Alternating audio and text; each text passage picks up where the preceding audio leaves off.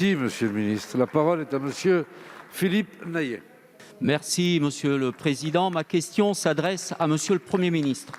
Monsieur le Premier ministre, il y a quelques jours, l'Observatoire des inégalités sur la pauvreté a rendu son rapport pour 2018. Le constat, vous le connaissez, n'est pas réjouissant. Il y a creusement des inégalités. Si l'on se fonde sur un taux qui est calculé à partir de 60% du salaire médian ou du revenu médian, c'est plus de 9% de Français, près de 16% de la population qui vit aujourd'hui en dessous du seuil de pauvreté. Si je ramène ces chiffres à La Réunion, c'est plus de 42% de la population qui vit sous le seuil de pauvreté. Et si je balaie l'ensemble des territoires ultramarins, ce taux varie de 33 à 77%. Pour revenir à la situation de La Réunion, nous avons le triste record de voir qu'aujourd'hui, 9 communes de La Réunion sur 20 font partie des villes les plus pauvres. Et les 5 villes de plus de 20 000 habitants les plus pauvres se situent à La Réunion. Voilà la réalité aujourd'hui. Entre-temps, Monsieur le Premier ministre, il y a eu la crise Covid avec ses conséquences. Pour revenir à la situation de La Réunion, entre décembre de l'année dernière et juillet de cette année, c'est 4 300 emplois qui ont été supprimés. Vous le savez mieux que quiconque, Monsieur le Premier ministre, baisse d'activité égale chômage, chômage égale baisse de revenus et baisse de revenus est égale à risque de passer sous le seuil de pauvreté. Le parcours emploi-compétences n'est pas une panacée. Chacun aspire à avoir un emploi durable dans le temps.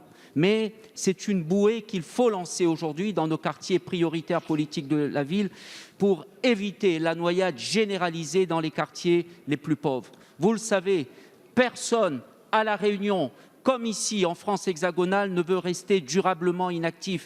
Rien n'est plus terrible que le sentiment d'être inutile à la société. Ma question est simple, Monsieur le Premier ministre. Quand ces PEC financés à 80%... La parole est à Madame Elisabeth Borne, ministre du Travail, de l'Emploi et de l'Insertion. Merci, Monsieur le Président, Mesdames et Messieurs les députés, Monsieur le député Philippe Naillet. Je peux vous assurer que le Gouvernement est totalement mobilisé pour limiter les conséquences économiques et sociales de la crise sanitaire et pour faire repartir au plus vite notre économie. C'est tout le sens de France Relance, qui doit nous permettre de protéger les emplois, d'en créer des nouveaux et d'accompagner les plus vulnérables dans la crise que nous connaissons. Pour cela, le Gouvernement mobilise des moyens exceptionnels. Vous parliez de la préservation des emplois. Je rappelle que pour l'année 2020, c'est plus de 30 milliards d'euros qui auront été mobilisés sur l'activité partielle pour précisément préserver les emplois. Je voudrais aussi mentionner le plan « Un jeune, une solution » que nous avons lancé dès le mois de juillet, qui mobilise 6,7 milliards d'euros avec l'objectif d'accompagner chaque jeune vers l'emploi, vers une formation et de lui permettre d'entrer dans un emploi durable.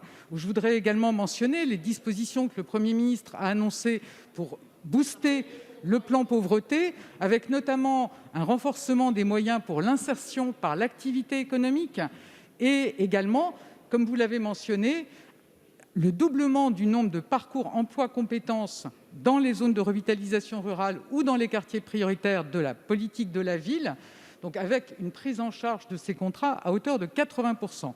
Alors bien évidemment, les outre-mer bénéficieront pleinement de ces dispositifs, que ce soit les 200 000 parcours garantis jeunes qui vont se déployer en 2021, que ce soit les 122 000 parcours emploi-compétences ou emploi aidé qui se déploieront également en 2021, et notamment ceux qui sont prévus à 80% de financement. Donc soyez assuré, monsieur le député, que nous allons mobiliser ces moyens exceptionnels, que les outre-mer y trouveront toute leur place. Les 20% qui sont traditionnellement réservés aux outre-mer seront bien également réservés l'an prochain pour les outre-mer. Merci.